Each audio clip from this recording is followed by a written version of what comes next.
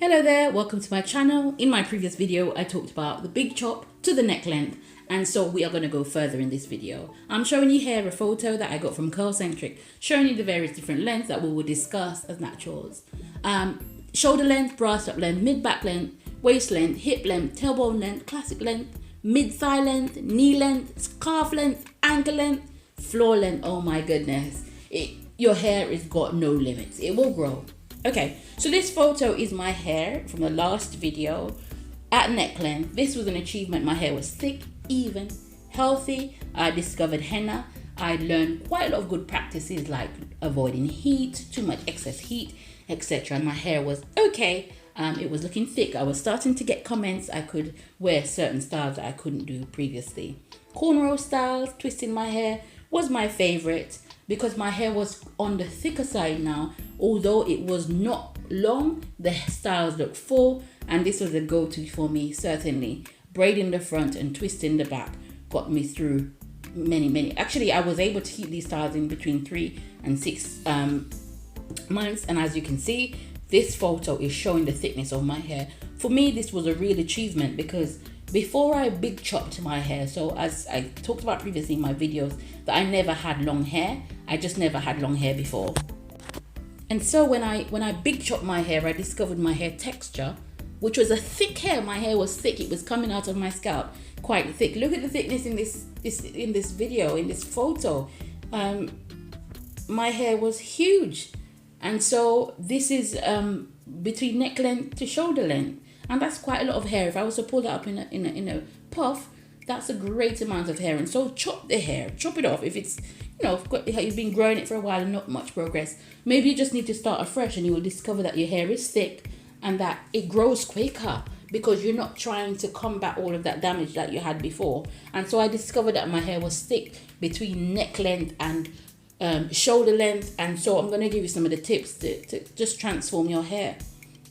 So tip number 1, I reduced heat, and I made sure, as you can see, that previous photo that you saw was heat. I did straighten my hair. So we want to cut that down to probably once or twice per year and try to avoid heat as much as possible. That said, as I've said in my previous video, heat is not the devil. There's lots of 4C, 4B natural sisters who've grown their hair using heat, and my hair certainly likes heat. It doesn't love it, it likes it. And so you can incorporate that into your regimen using a good straightener.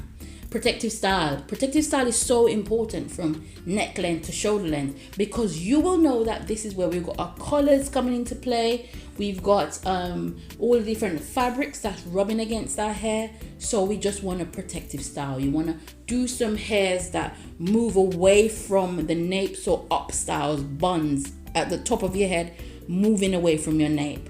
You want to co-wash your hair. You want to introduce lots of moisture so that your hair can retain the length. That is important. Scalp massages was important to get me from neck length to shoulder length, especially in the nape area. Scalp massaging, allowing the blood to flow to my scalp, and deep conditioning. I would deep condition my hair every 3 weeks religiously. I would make sure that that's done and that my hair is taken care of. And as I said, I protective styled my hair. I paid attention to the edges, and I tried to wear styles that was up in the top of my hair, and it was great for my hair. This is inserted from another video with all the information that's there, but certainly you want to focus on protective styles that are not down but more upwards. And you can do lots of research here on YouTube. You'll find certainly lots of great videos for the awkward length, because I haven't mentioned this, but neck length to shoulder length is the awkward length. It's just known as that because you might find that there's very many things you cannot do to your hair at this stage.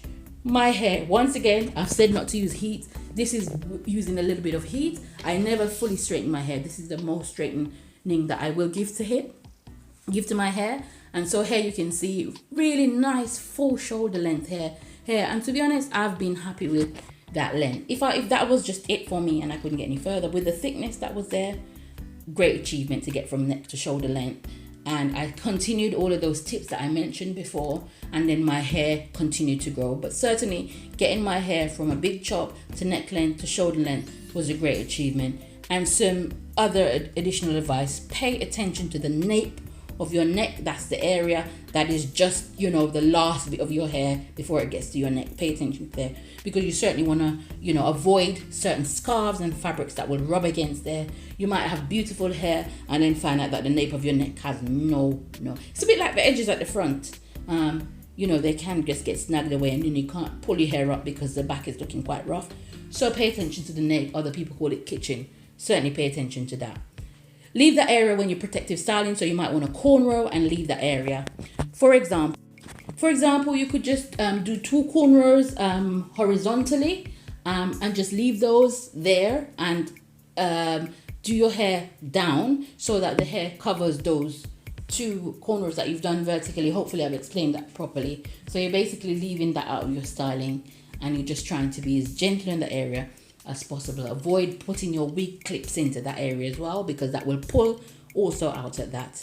Embrace the awkwardness. I talked about the awkwardness. There's no getting over the fact that this is going to be the most awkward length that you're going to have. But embracing that awkward length and looking for styles for that awkward length will get you through that. So thank you so much for watching my videos. Hopefully you have learned something today.